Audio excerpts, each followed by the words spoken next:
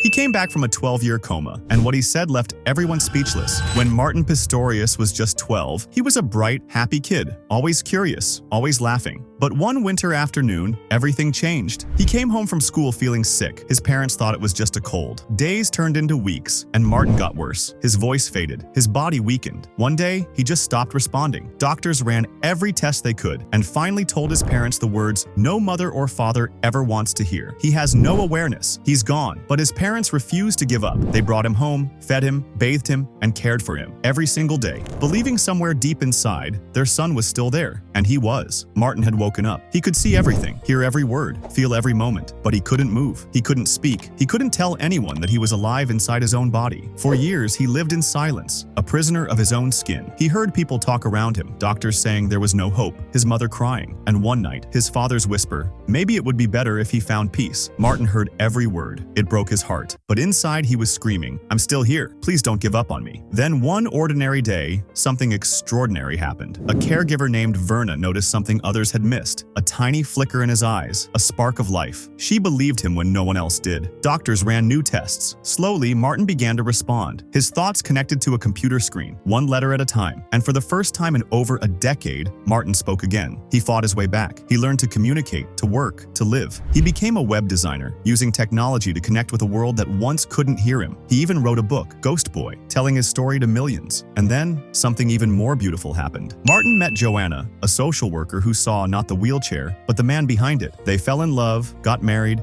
and built a life together, one filled with laughter, hope, and second chances. From being called a shell of a boy to becoming a husband, an author, and an inspiration to millions, Martin's story reminds us that the human spirit is stronger than anyone can imagine. Because sometimes, even when the world thinks you're gone, your soul is still fighting to be heard.